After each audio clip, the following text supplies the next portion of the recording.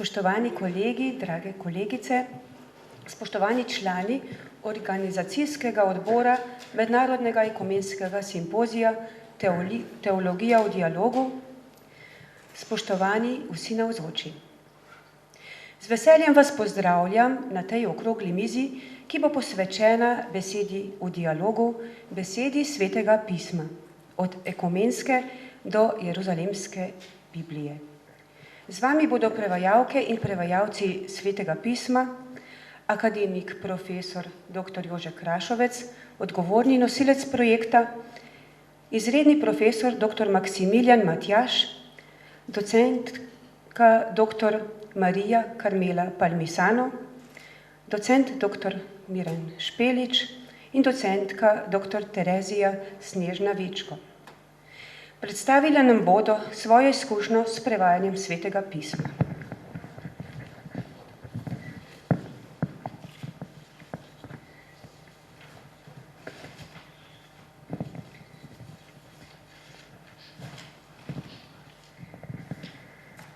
Sveto pismo je v judovski in krščanski zavesti ljudi večinoma veljalo kot najpomembnejša izmed vseh knjig in so jo zato pogosto označevali kot knjigo knjig.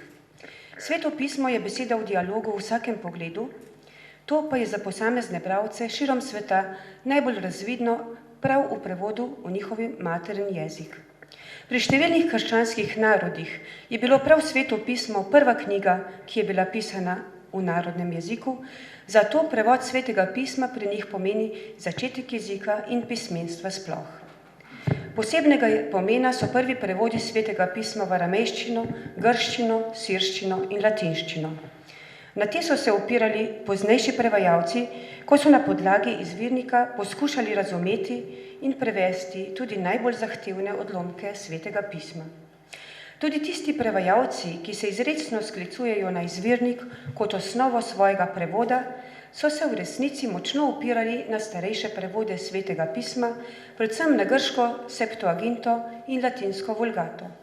To velja tudi za prve znane slovenske prevajalce Svetega pisma, kot sta bila Primož Trubar in Jurij Dalmatin. Prevodi Svetega pisma v evropski kulturi od antike do danes so izjemnega pomena za razvoj jezika, kulture in duhovnosti. Gotski prevod Svetega pisma iz 4. stoletja, na primer, pomeni začetek germanske pisave in je najstarejša ohranjena literatura v celotnem germanskem svetu. Podobno velja za staroslovanski prevod Cirila in Metoda iz 9. stoletja v okviru slovanskih narodov. Poznejši prevodi so bili prav tako velikega pomena za razvoj jezika, religioznosti, literature in narodne zavesti. Tako je bilo tudi na Slovenskem. S sprejetjem krščanstva je Sveto pismo postalo najpomembnejši vir narodne kulture. Neposredno in posredno je vplivalo na razvoj slovenskega jezika. Že v 9. stoletju so nastali prevodi temeljnih krščanskih besedil, ki se neposredno ali posredno opirajo na Sveto pismo. To je razvidno iz brižinskih spomenikov in drugih poznejših ohranjenih spisov v slovenskem jeziku. Od leta 1555 dalje, ko je Trubar prevedel Matejev evangelij, so bili prevodi Svetega pisma pomembna gonilna sila pri oblikovanju slovenskega knjižnega jezika. V stoletjih do danes je nastalo veliko delnih prevodov Svetega pisma za potrebe lokalne cerkve, posebej pomembni pa so prevodi celotnega Svetega pisma, ki jih je do danes že 7. Prvi je Dalmatinova Biblija iz leta 1584, drugi je tako imenovana Japljeva Biblija, ker je nastajal pod vodstvom Jurija Japlja v letih 1784 do leta 1802. Tretji je nastal na pobudo ljubljanskega škofa Antona Alojzija Wolfa in je šel v 6 knjigah v letih od 1856 do 1859. Četrti prevod je nastajal od leta 1870 do leta 1898 ob sodelovanju jezikoslovca Frana Miklošiča ter pisatelja in prevajalca Josipa Stritarja. 5. prevod je pripravil Čeh Anton Kraska za evangeličane in je šel leta 1914. 6. je šel v letih od 1958 do 1961 v 4 knjigah in je znan kot mariborska izdaja. 7. je nastajal od leta 1980 do 1996 pod vodstvom akademika Jožeta Krašovca kot ekumenski prevod, ki je dobil naziv Slovenski standardni prevod. V sklepni fazi priprave tega prevoda so s svojimi pripombami sodelovali nekateri predstavniki protestantskih skupnosti in so ga uradno sprejele 4 protestantske cerkve: Evangeličanska luteranska cerkev, Zveza baptističnih cerkva, Kristusova cerkev bratov in Binkoštna cerkev. Od leta 2006 pa prav tako pod vodstvom akademika Jožeta Krašovca nastaja nov prevod Svetega pisma, ki se imenuje Jeruzalemska izdaja, ker uvode, opombe in dodatke na koncu prireja po francoski Jeruzalemski Bibliji. Sveto pismo je vse od antike naprej imelo velik vpliv na razvoj duhovne kulture v okviru rimskega cesarstva, pozneje po vsej Evropi in v novejšem času po vsem svetu. O vplivu Svetega pisma na kulturo, predvsem na literaturo, likovno umetnost in glasbo, je bilo v novejšem času objavljenih nekaj knjig, od leta 2009 pa pri založbi Walter de Gruyter v Berlinu izhaja delo izjemnih razsežnosti z naslovom Encyclopedia of the Bible and its Reception. Doslej je izšlo 8 leksikonskih knjig, celoten projekt pa je zasnovan za 30 leksikonskih knjig. Prevod Svetega pisma za jeruzalemsko izdajo izhaja po delih s ciljem, da končno izide v eni knjigi, čeprav bo obsegal okoli 3000 strani. Leta 2010 je izšla nova zaveza skupaj s psalmi, leta 2013 modrostne in preroške knjige, letos pomladi Peteroknjižje, na začetku prihodnega leta bodo predvidoma izšle knjige od Jozujeta do konca 2. kroniške knjige.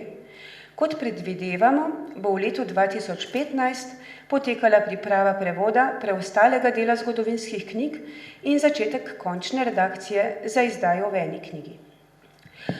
Priprava 2 obsežno komentiranih prevodov Svetega pisma v 4 desetletjih mora imeti posebne razloge. Samoumevno je, da vsak prevod, ki je skupinsko delo v okviru celotnega naroda in cerkve, tako ali drugače dopolnjuje prejšnje prevode.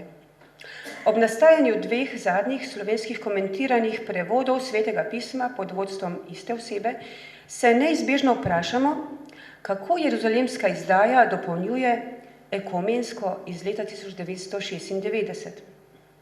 Profesor Krašovec, veliko ljudi zanima vprašanje, kateri so razlogi za pripravo celotnega novega prevoda Svetega pisma, ki se imenuje ekumenski prevod, morda še bolj pa vprašanje, kaj vas je vodilo pri odločanju, da novi prevod tako korenito revidirate, da nastaja dejansko novi prevod po vzoru francoske Jeruzalemske Biblije.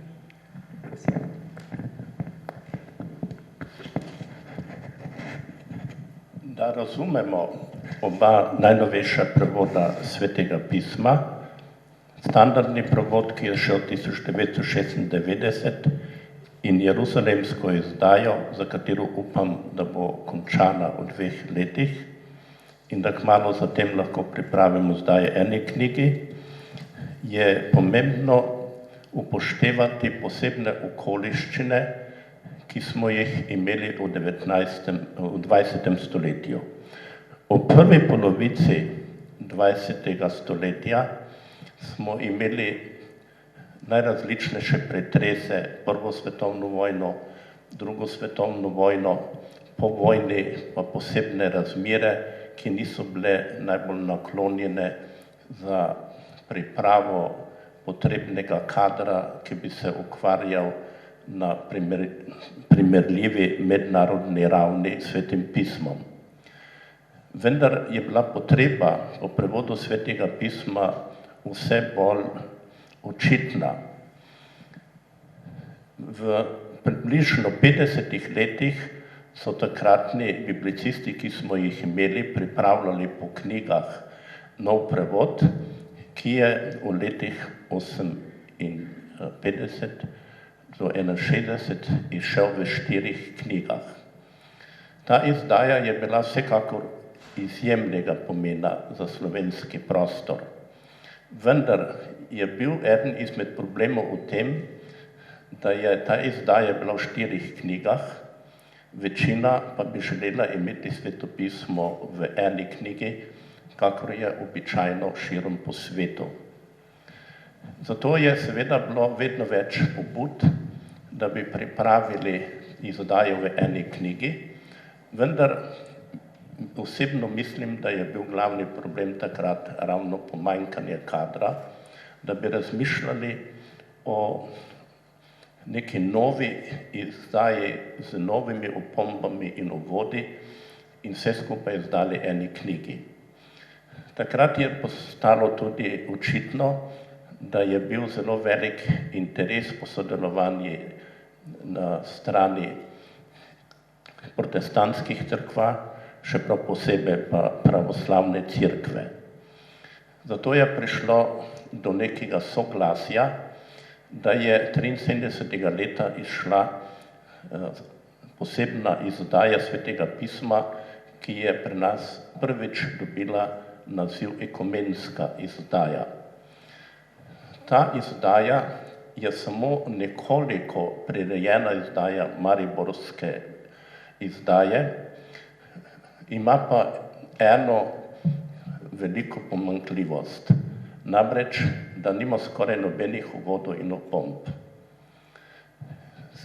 Ta izdaja je sicer doživela zelo velik uspeh v založniškem smislu, vendar se je vse več bralcev, kot so bili duhovniki in nekateri drugi laiki, ki bi želeli imeti temeljite opombe in uvode, oglašalo in so želeli, da dobimo čim prej temeljito komentiran nov prevod.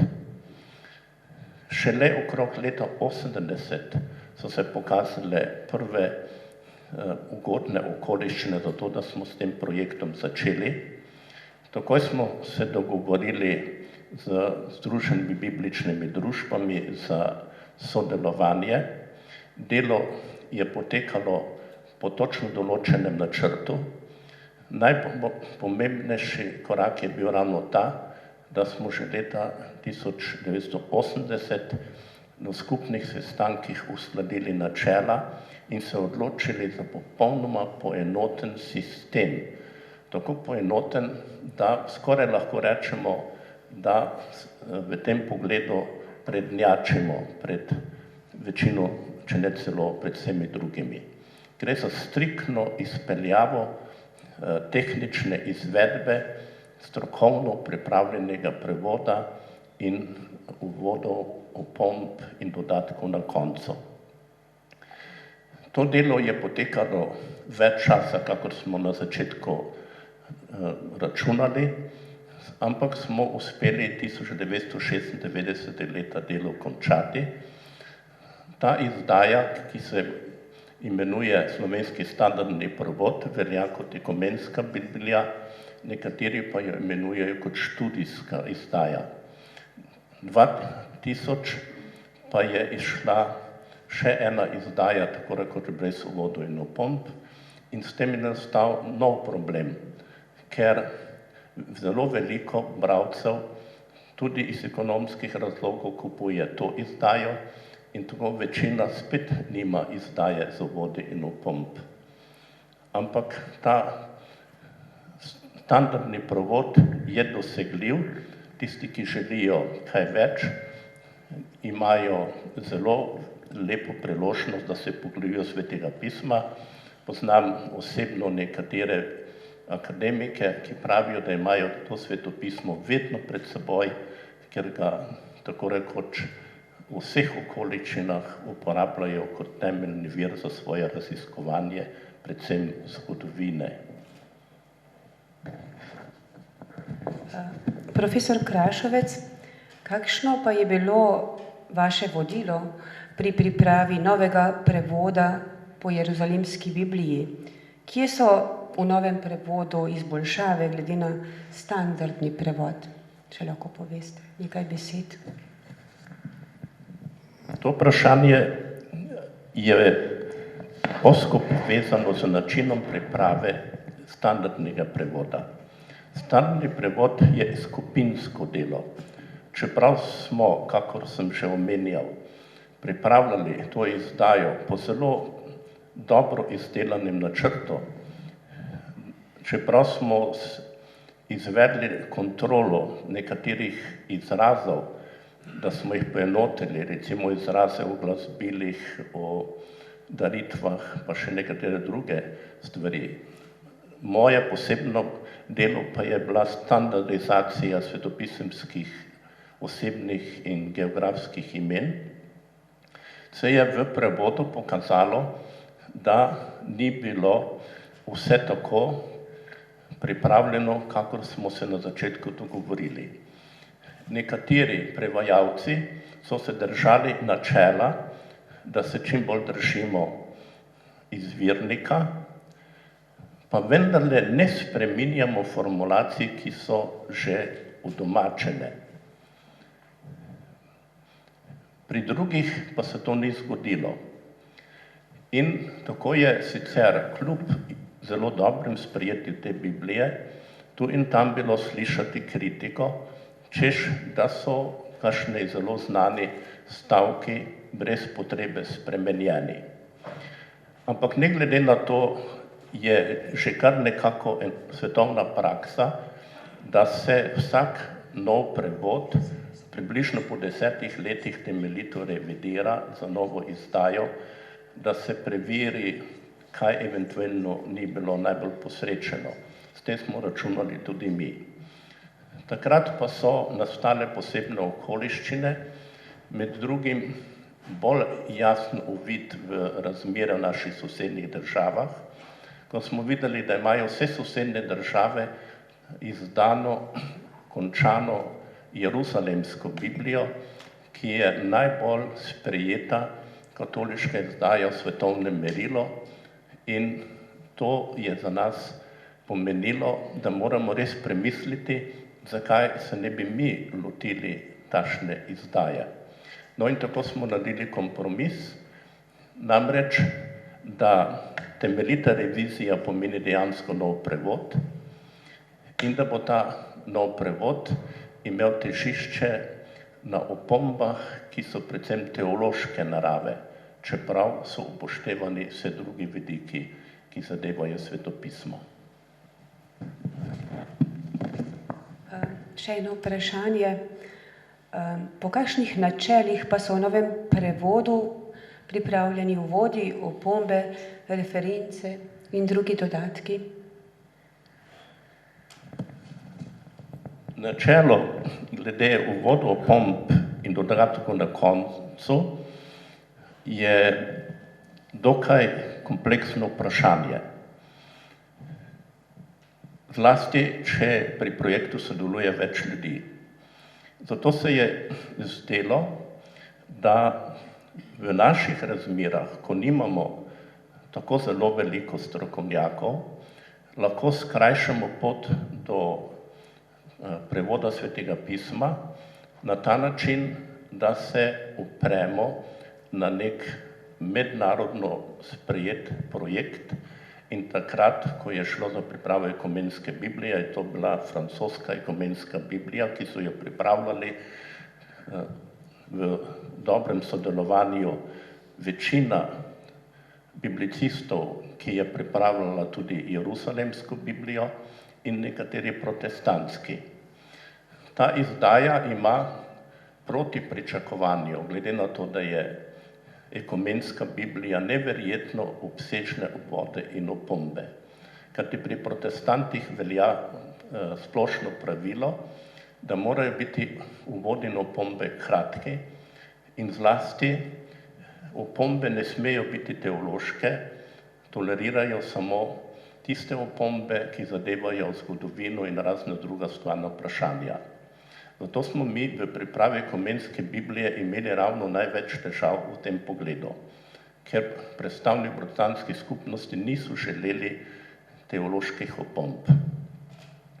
In ko je potem padla odločitev, da pripravimo nov prevod oziroma revizijo, ki bo tako korenita, da bo nov prevod, in smo se odločili, da bo to Jeruzalemska Biblija.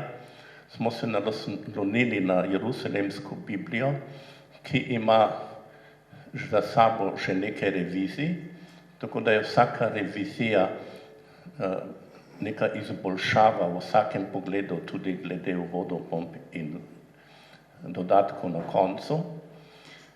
In to pomeni tudi, da smo si izborili pri založbi Cerf v Parizu, da te uvodne opombe lahko, zlasti opombe, prirejamo po svoji presoji glede na naš prevod. Prevod je prevod po izvirniku, ki ni kakorkoli vezan na Jeruzalemsko Biblijo v francoščini.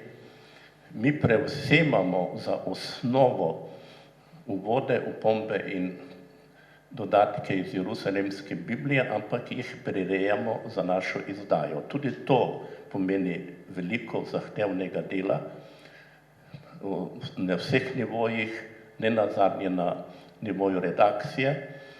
In zato, ker smo se odločili, da se vendarle naslonimo na mednarodno sprejet standardni prevod, smo to pot do izdaje skrajšali vsaj za 10 let.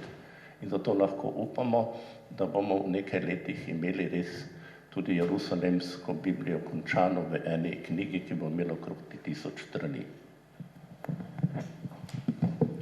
Profesor Krašovec, lahko poveste kaj več o izdaji nove zaveze in psalmov po Jeruzalemski Bibliji leta 2010, vsaj nekaj besed? Mi smo začeli z novo zavezo in psalmi, zato ker je takrat, ko smo začeli 2006, bilo okolje takšno, da je tako kazalo. Jaz sem takrat seveda moral opraviti veliko redakcijsko delo, da se spomnim, da je dejansko šlo 12 mesecev po 12 ur na dan samo za redakcijo, ampak tukaj imamo zdaj kolega, izrednega profesorja Matjaža, ki je za to izdajo pripravljal Evangelije v sodelovanju tudi s patrom Špeličem, in mislim, da je zdaj prav, da on spregovori o svojih izkušnjah v zvezi s to pripravo. Ja, najlepša hvala za nazorne in izčrpno predstavitev profesorja Krašovca. Zdaj pa k besedi vabim izrednega profesorja dr. Maksimiljana Matjaža, da nam pove nekaj besed o svojih izkušnjah v zvezi s pripravo komentiranega prevoda Nove zaveze. Hvala lepa. Bom poskušal na kratko in si bomo dopolnili s kolegom Špeličem.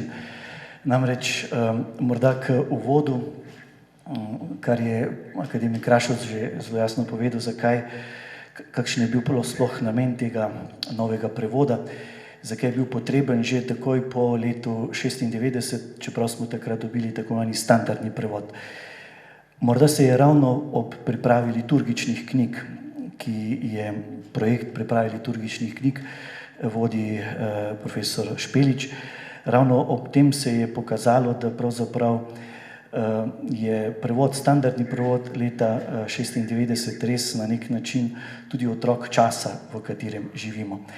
Omenjeno je bilo že prej nekako, da je v vsej Evropi v 70. in 80. letih potekalo pravzaprav neko gibanje, aplikacije oziroma priprava prevodov, ki bodo čim bolj ustrezali jeziku, v katerega se prevaja, se pravi domačim jezikom. In tako je v Nemčiji v tistih letih nastalo kapitalno ali klasično delo, tako imenovani enotni prevod ali Einheitsübersetzung, ki je imel velik vpliv na vse potem prevajanje v Evropi, posebej še seveda na prevajanje v Sloveniji. Naši profesori so vendarle z nemškim govornim prostorom močneje povezani. In ta tendenca tega tako imenovanega enotnega prevajanja je bil po eni strani ta, da bi prišli do nekega enotnih rešitev, tudi vsebinskih rešitev, ki jim bi lahko potrdili tako katoličani, kakor v Nemčiji predvsem protestanti. Po drugi strani pa, da bi prišli do razumljivega jezika. In tendenca takrat je bila borba proti vsem vrstam arhaičnosti in raznim takšnim in drugačnim formam in nastal je tako imenovani dinamični prevod ali dinamično prevajanje. Mi smo v tistih letih, v 80-ih letih dobili en tak prevod, dinamični prevod evangelijev in čeprav se je potem v procesu prevajanja standardnega prevoda poskušalo zopet nekako priti nazaj na večjo zvestobo k izvirniku, se je morda ravno pri Novi zavezi in še posebej pri evangelijih pokazalo, da stvar ni bila dovolj izrazita, da je ostajalo še veliko nedoslednosti in veliko stvari, ki jih je bilo treba nekako rešiti. V glavnem smo pravzaprav prišli do tiste modrosti, da razumljive stvari niso vedno tudi bliže originalu in boljše stvari. Tako sva si s kolegom začuda, tako da smo ugotavljali, odkot marsikje pri nas v naših prevodih manjkajo določene besede, ponekod pa so dodajane, da smo si začuda lahko dosti pomagali tudi z Vulgato in pa z starim prevodom, starim slovanskim prevodom, ki ga je naredil tujec in to je Hraska. Hraska smo ugotovili, da je, kar se tiče evangelijev, bil izredno dobesedni in zvest originalu, tako da hkrati se pa pri njem tudi vidi stopnje razvoja recimo slovenskega jezika. Toliko morda na kratko k detajlom, se pa bi morda povabimo še kolega Špeliča kakšni konkretnemu primeru. Torej, lepo pozdravljeni. Jaz sem padel k tej mizi kot Pilatov vero pravzaprav. Želel sem se ukvarjati s cerkvenimi očeti, pa padem v liturgijo in biblicistom. Leta 1997 me je tedanji ljubljanski nadškof Franc Rode povabil, da bi koordiniral delo skupine komisije za pripravo bogoslužnih knjig, ki naj bi, po njegovem pričakovanju, kar tako zelo na hitro pripravila misal, lekcionarje, brevir in še prošnje za vse potrebe za nameček.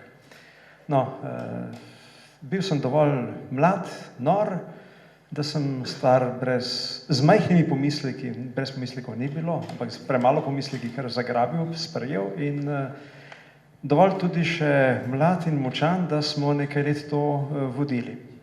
Malo sem se razgledal, kakšne so načela pri tem delovanju in kako bi bilo najbolj modro narediti in sem si zamislil interdisciplinarno skupino, kjer bi sodelovali pri tem projektu tako biblicisti, kot liturgisti, slovenisti in teologi.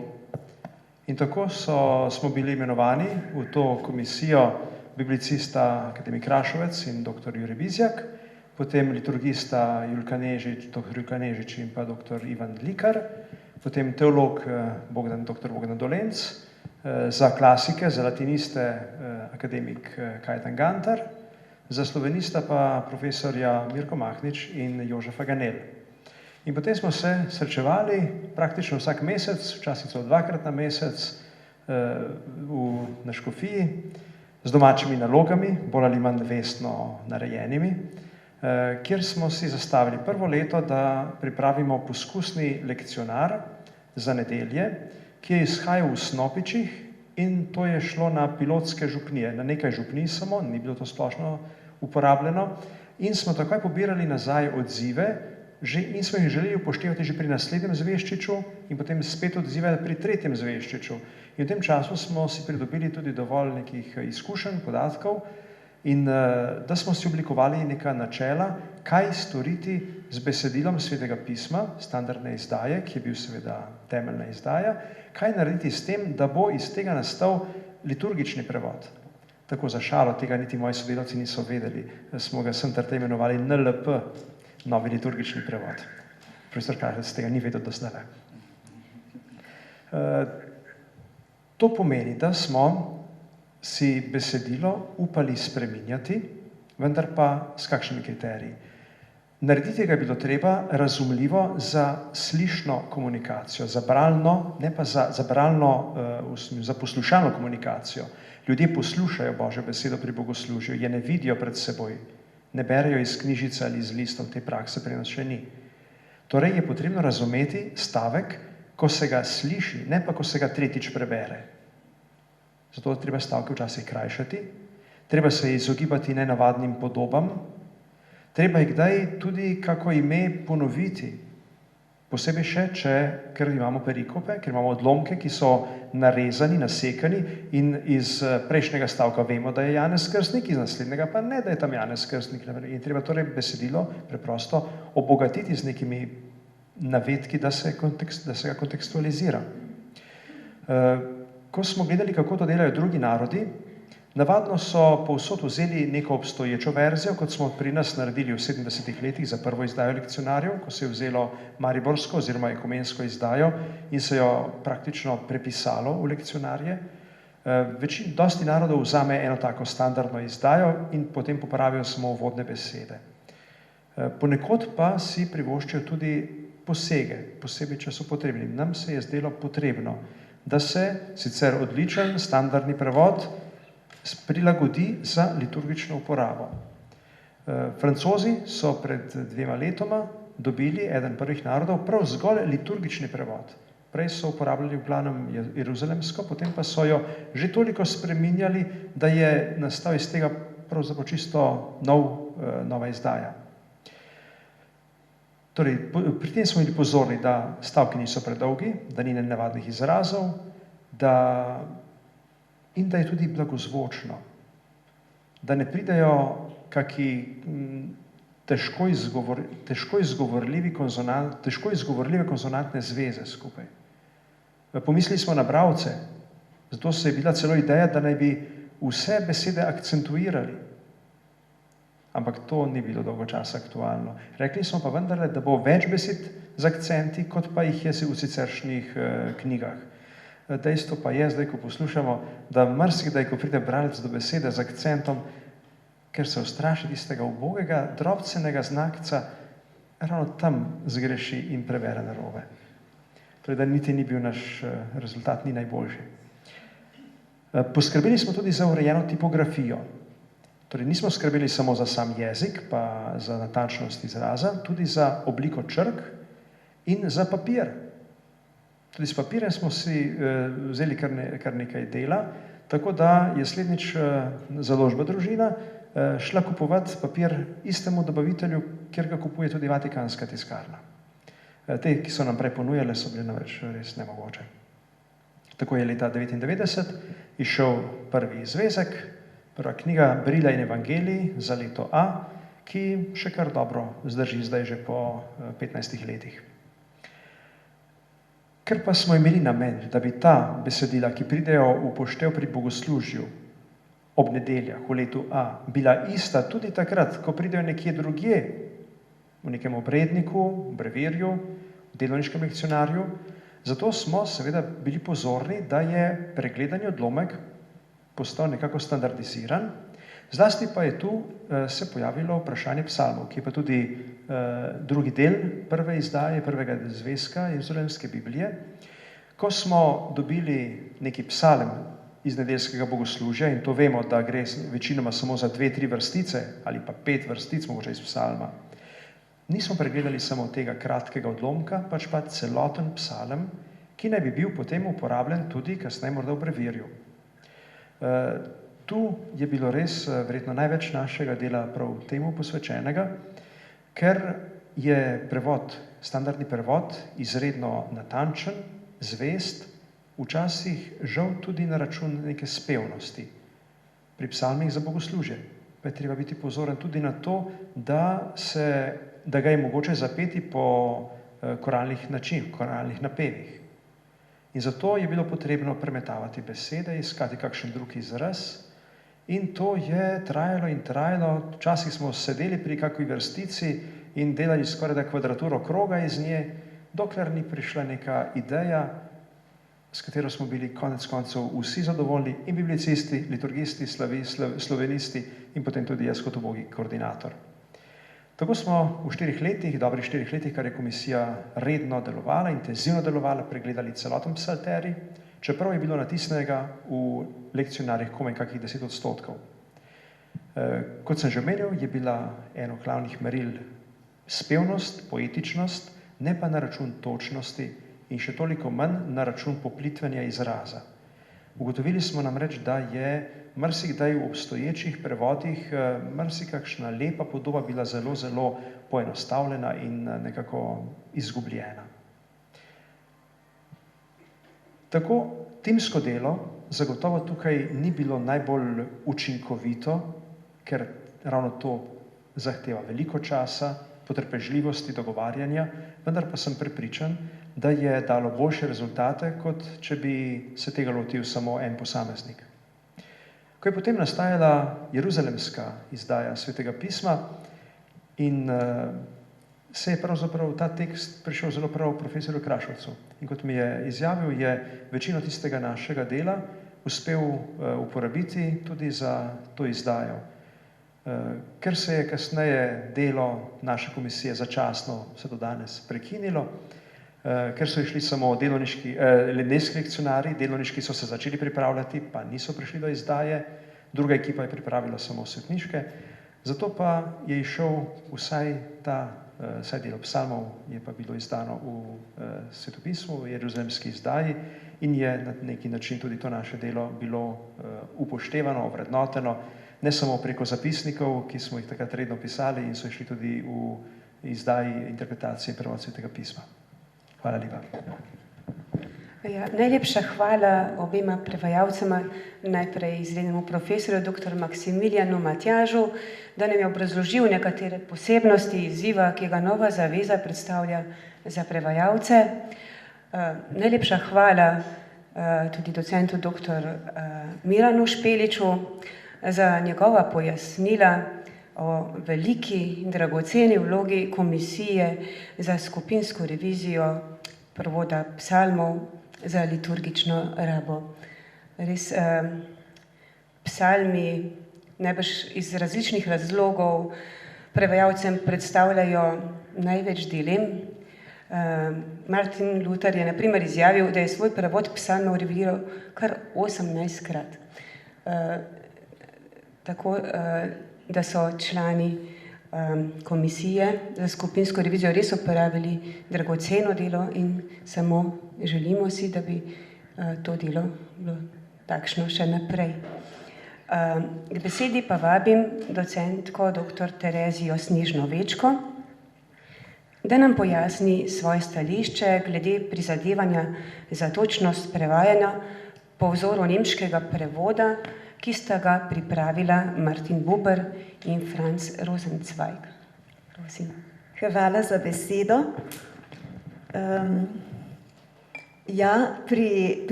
Pri prevajanju Svetega pisma za jeruzalemsko izdajo se poslužujem načela, ki sem ga osvojila med pripravo prevoda Samuelovih knjig za slovenski standardni prevod. Med evropskimi prevodi, ki smo jih dobili za primerjanje, sem se srečala s prevodom, ki sta ga pripravila že imenovani Martin Buber in Franz Rosenzweig. Čeprav so bili ostali prevodi sad kar največjih prizadevanj po prevodu, ki naj bi združeval zvestobo in lepoto, je Buber Rosenzweigov prevod izmed vseh napravil name najbolj izjemen vtis. Za osnovno načelo priprave slovenskega standardnega prevoda smo dobili pravilo, da isti hebrejski izraz prevedemo vedno, kadar je možno, z istim slovenskim izrazom. Ne iščemo torej sinonimov, temveč ohranjamo isto besedo, kakor jo najdemo v izvirniku. To pravilo se mi je zdelo nasprotno temu, k čemur smo bili vedno spodbujani pri literarnem snovanju v šoli, iskanju čim širše palete izrazov kot dokaz bogatstva jezika v raznolikosti njegovih izraznih odtenkov. Čim bolj pisan nabor sinonimnih izrazov je bil tudi dokaz literarne nadarjenosti dijakov. Zato navodila za ohranjanje istega slovenskega izraza za isti hebrejski pojem nisem razumela kot najpomembnejše pravilo. In sprva sem se celo spraševala, čemu služi nov prevod, saj se mi je ekumenski prevod Svetega pisma v slovenščino zdel zvest izvirniku in v lepem slovenskem jeziku.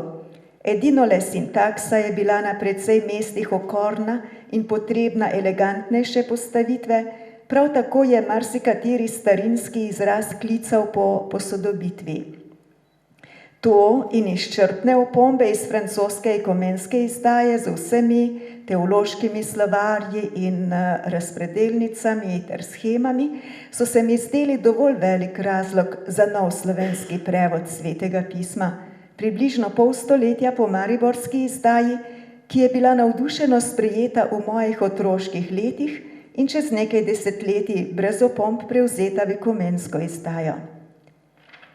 Danes še vedno cenim ekumensko izdajo, tisto, ki je bila narejena na podlagi mariborske, in še vedno trdim, da je njen jezik lep in skrbno izbran in da so se avtorji potrudili za zvestobo izvirniku.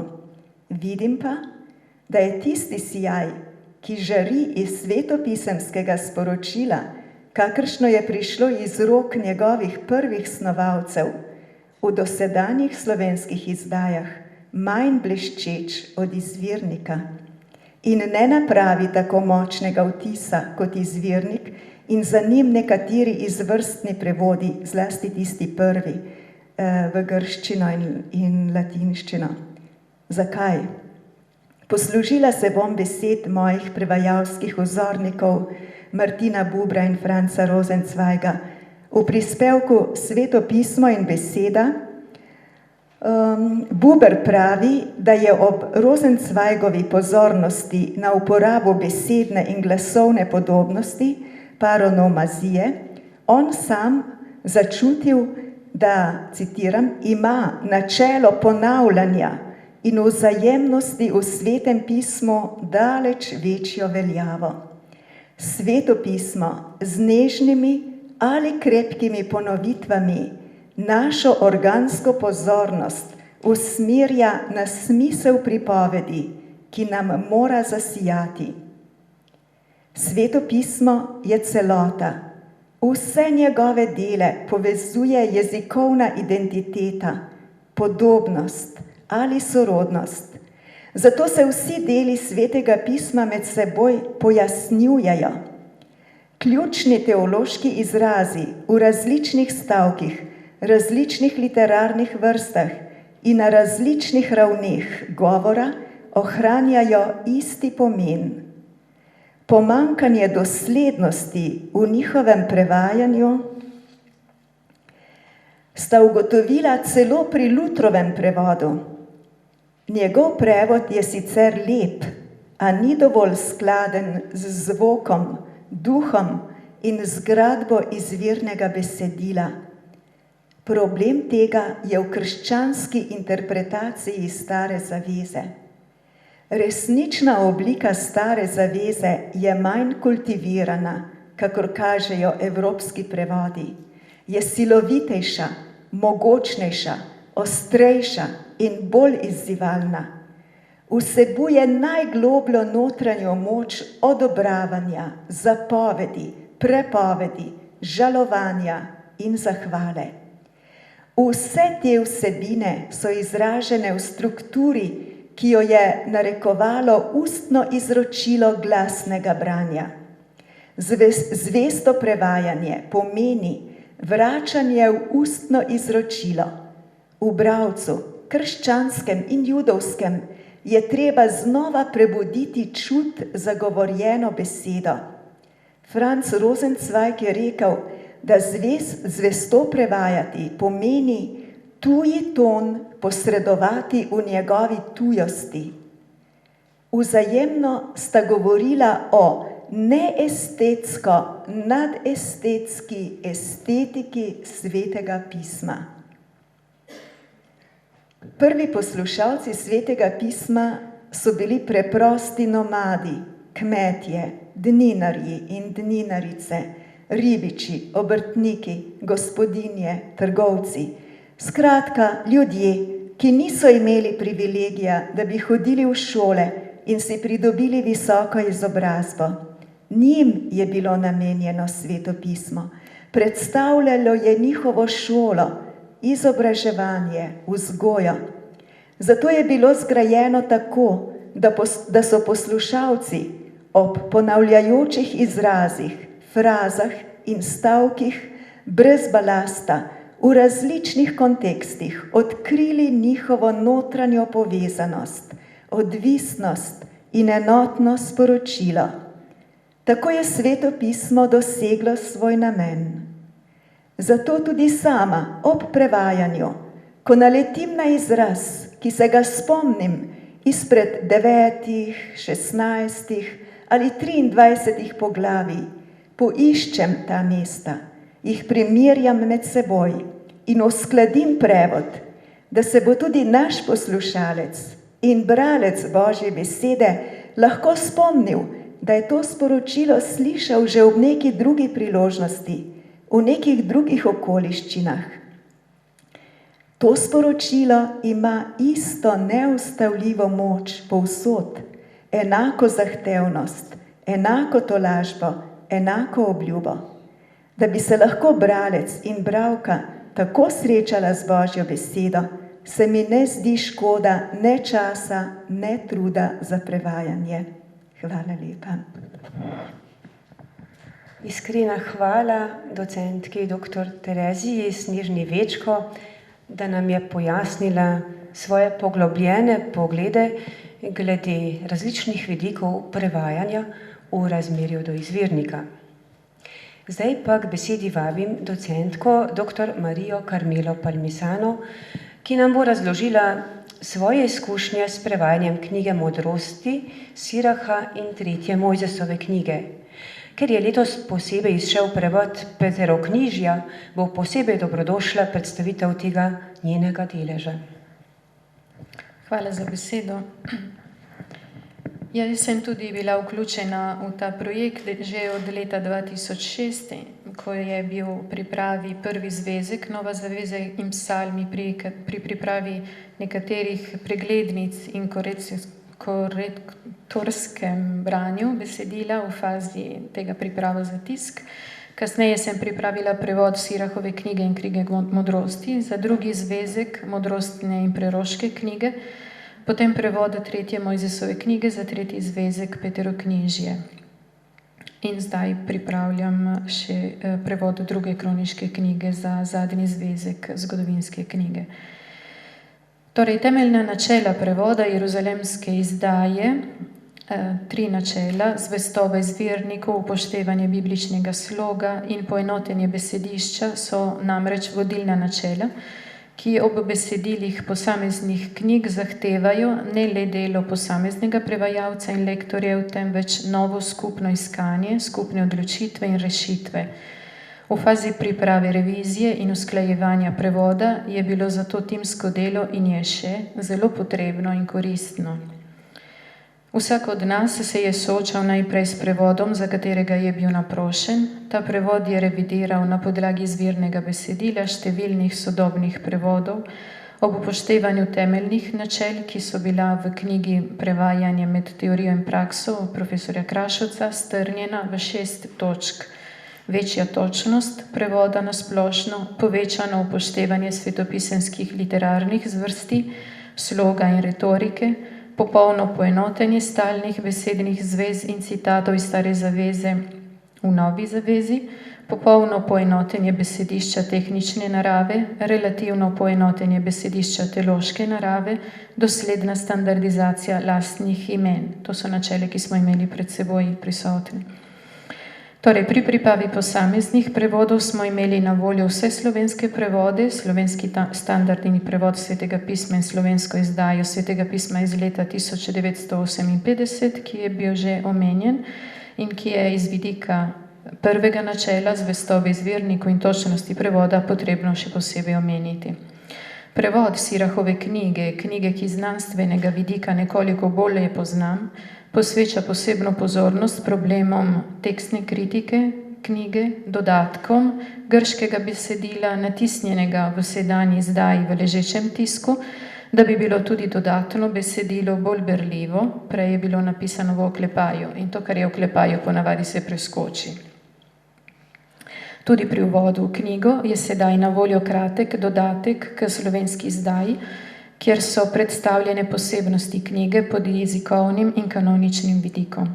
Tako prevod Sirahove knjige kot knjige modrosti sta zahtevala posebno pozornost tudi do literarnih prvin in retoričnih elementov, saj je hebrejska poetika osnovna poteza modrostnega sloga in ne moremo razumeti teologije teh poetičnih knjig brez upoštevanja njihovih literarnih značilnosti, kar narekuje izostren čut za prevod, na primer prispodob, izrekov in drugih poetičnih izrazov. Pri prevodu 3. Mojzesove knjige je mojo pozornost pritegnilo predvsem tehnično izražanje daritvenega besedišča in uporaba glagolskega naklona v hebrejskem izvirnem jeziku in njegov prevod. V dogovoru z delovno skupino smo tudi v tem primeru ob upoštevanju dosedanjih prevodov iskali najbolj ustrezne rešitve in bolj primerne tehnične izraze. Na primer, izraz daritev za krivdo v 3. poglavju, v 3. Mojzesovi knjigi 5. poglavju, 19. vrstici, ki je bil v nekaterih prejšnjih prevodih preveden kot spravna daritev in tako izenačen z drugo daritvijo, ali v prevodu iz leta 1958 preveden kot daritev za krivdo, smo prevedli z zadostilno daritvijo in pri tem ostali bolj zvesti hebrejskemu izrazu ašam, ki se nanaša na to posebno vrsto daritve. Posebno pozornost je zahtevalo tudi upoštevanje slogovnega bibličnega izražanja. V 3. Mojzesovi knjigi, na primer, se pogosto govori o ženi, po hebrejsko hiša, ki ni ženska, za katero hebrejski jezik uporablja drugo besedo in to je nekeva, kot je bilo prevedeno v nekaterih prejšnjih prevodih. Pri prevajanju Svetega pisma sem tako doživela močan izziv biti zvesti Bogu in Božji besedi pod vsemi vidiki in hkrati iskati primerne sodobne jezikovne rešitve, ki pa ne smejo opustiti značilnosti bibličnega izražanja tudi takrat, ko je splošna sodobna občutljivost drugačna od svetopisemskih pisateljev, saj tudi tako ostane razvidna in zgovorna razlika med Božjo in človekovo govorico. Najlepša hvala docentki dr. Mariji Karmeli Palmisano za njeno nazorno predstavitev njenega dosedanjega pomembnega deleža v projektu novega prevoda Svetega pisma po jeruzalemski izdaji.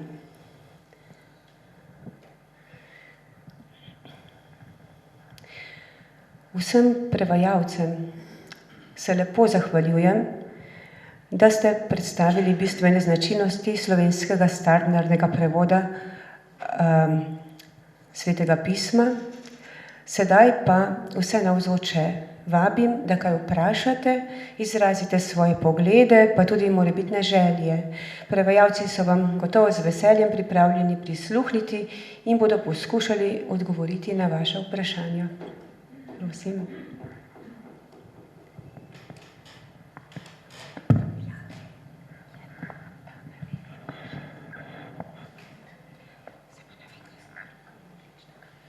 Mogoče lahko pridete kar gor, tisti, ki bi rad kaj vprašal, k mikrofonu, da bomo vsi slišali.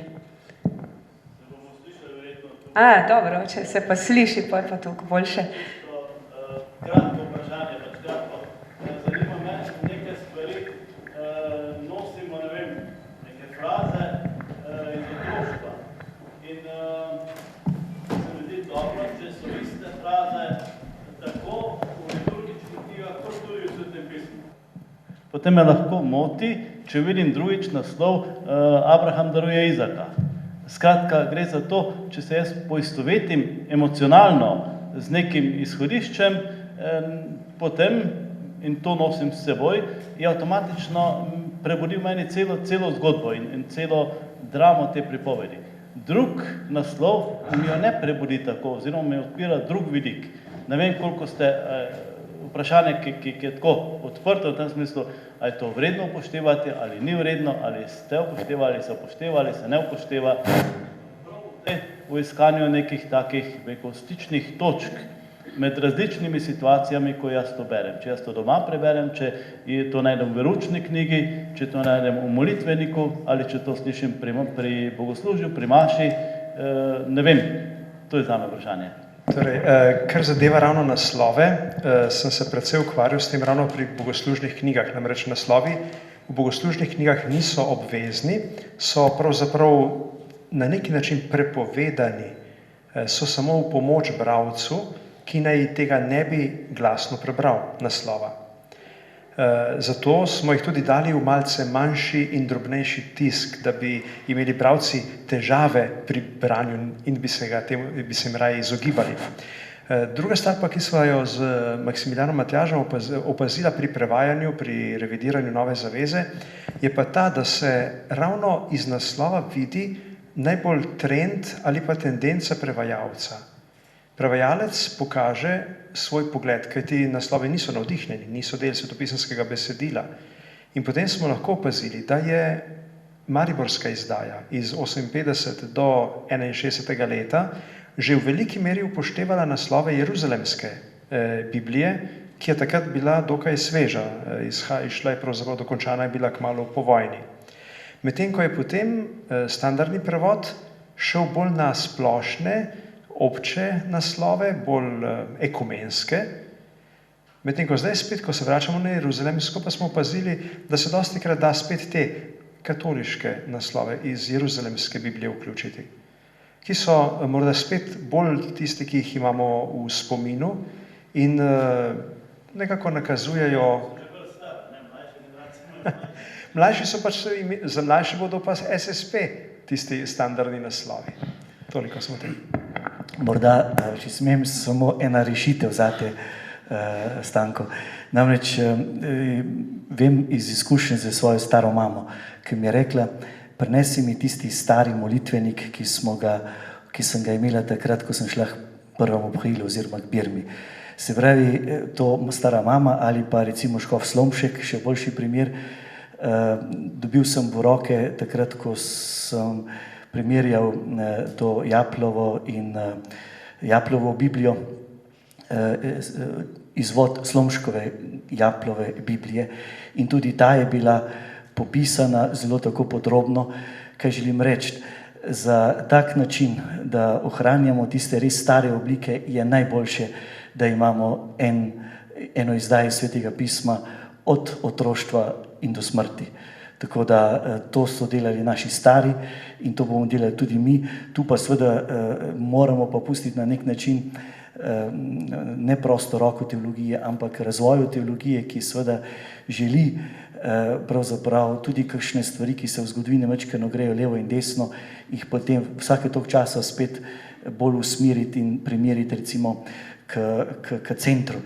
En primer ravno z naslova, ki je tako zelo značilen, ki sem ga vedno znova pri študentih uporabim, je v 7. poglavju, kjer je govora o tisti znani grešnici, ki pride k Jezusu in je tam ona in on, se pravi Simon in potem žena.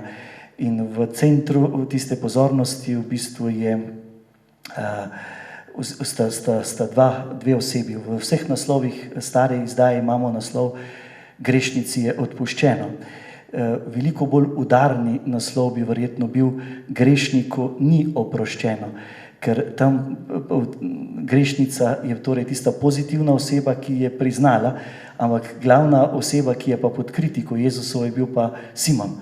Tako da je bila rešitev, ki jo je tudi jeruzalemska izdaja recimo zagovarjala, da pa v bistvu pri Luku gre predvsem pri vseh takih motivih za obet, za predpodobo Evharistije. In smo se zato odločili za recimo takšno interpretacijo naslova obet pri Simonu, recimo.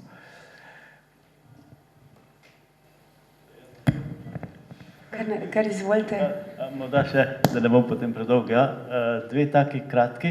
Eno je to vprašanje čisto, ne vem, kaj je možno prav v liturgičnih knjigah ali pa v lekcionarjih.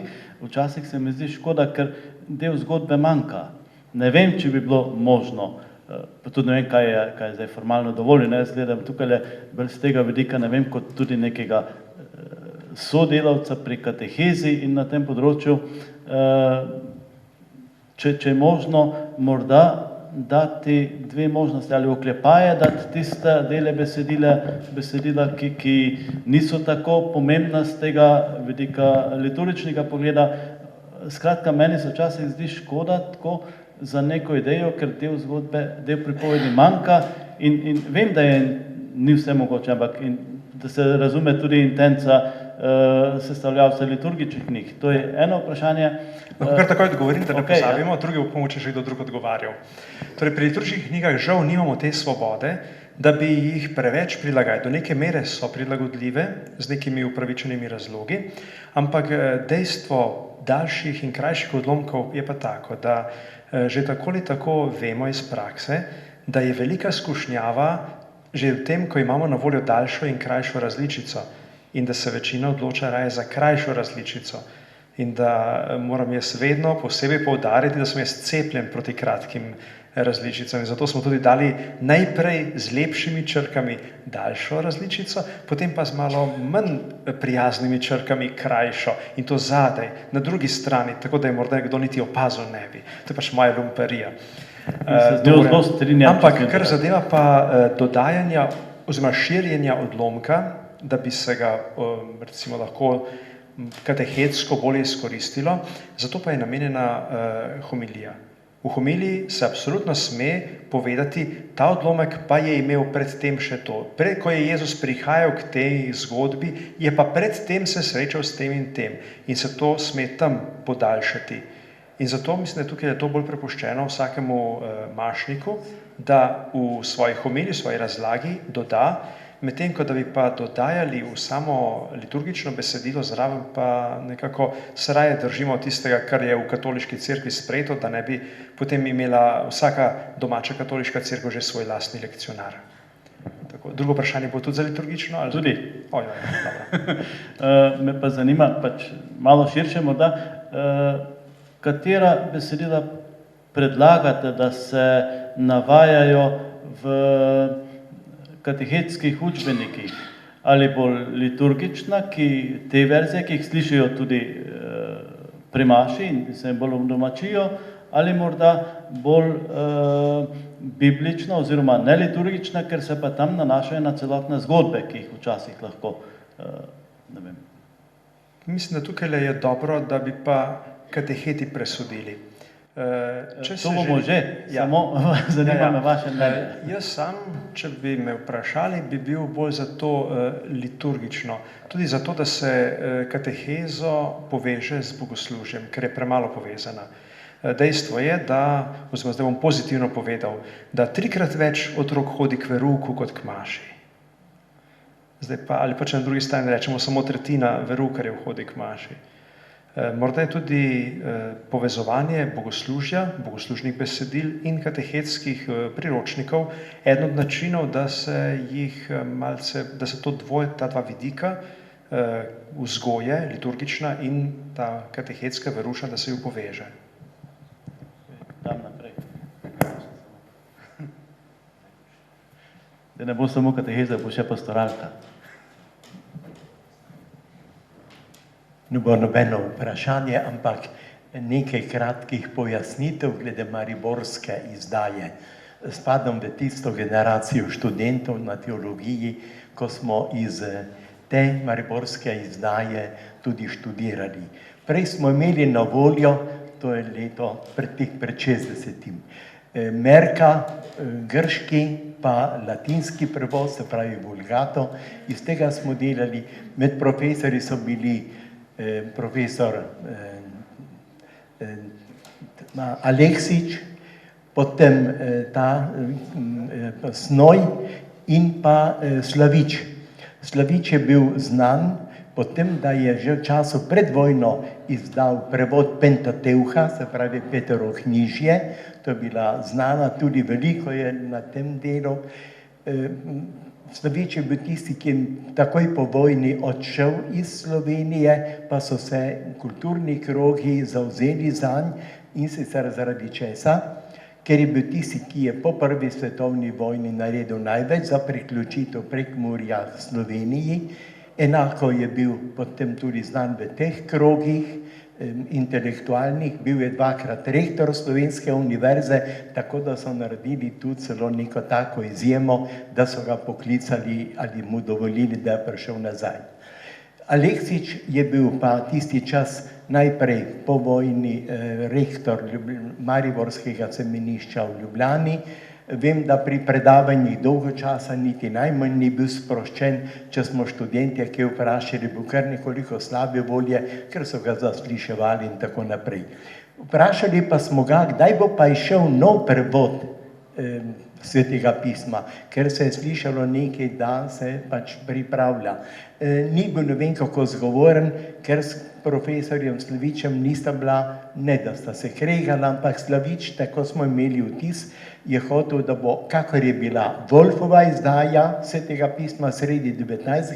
stoletja, da bo pa zdaj nova izdaja Stare zaveze, pa nekako njegova izdaja. Kako so se potem zmenili, da je le potem 58. leta išlo to svetopismo vsako leto po en zvezek, mislim, je pa, če takole povem, pravzaprav skoraj nek čudež. Čudež zato, ker je takrat enostavno verskega tiska sploh ni bilo. Če kdo hoče kaj pogledati, kaj je takrat bilo na voljo, ima pri Zdravku Revnu obdelano tistih prvih 25 let verskega tiska v Sloveniji. In tam imate komaj kak naslov. Tako malo je vsega tega skupaj bilo. Če računamo, Bogoslovni vestnik so obnovili šele leta 65, ko je šel najprej nek zbornik Teološke fakultete, potem pa se je lahko Bogoslovni vestnik vnovič pojavil kot redna izdaja Teološke fakultete. Hočem reči, zato je bila ta izdaja tako cenena oziroma tako cenjena pri ljudeh. In še nekaj, takrat so tudi opombe in vse to išlo z dovoljenjem domačih škofov. Spomnimo se, da je šele koncil nekoliko to, recimo, tako poenotil v to smer, da ni bilo nujno, kot je bil prej zakon cerkveni, da svetopismo brez opomb ne sme iziti. No, mariborska izdaja ima opombe, ampak hočem reči, kako je cerkev skrbno pazila na to, da ne bi kdorkoli izdajal in seveda potem po svoje interpretiral, kar se je dogajalo pri protestantih. No, vemo, da ta izdaja je potem res bila izredno lepo sprejeta, mnogi še danes rečijo, saj imam tisto mariborsko izdajo. No, jo marsikdo tudi drugi ima, če jo kje dobite v kakšnem antikvariatu, mislim, da ima vedno večjo vrednost. Pa ne samo zato, da jo imate v knjižnici, ampak tudi tako, da jo berete. No, toliko iz prve roke, kaj se je takrat dogajalo. Hvala. Najlepša hvala. Hvala vsem, ki ste se vključili z zanimivi vprašanji v debato. Hvala lepa še enkrat prevajalcem za njihove predstavitve in tudi za izčrpne in tehtne odgovore. Vsem prevajalcem se lepo zahvaljujemo za njihove predstavitve. Verjetno se vsi navzoči strinjamo, da jim na tem mestu vsi skupaj izrazimo svojo zahvalo za požrtvovalno opravljeno delo. Mislim, da si zaslužijo mogoče en kratek aplavz.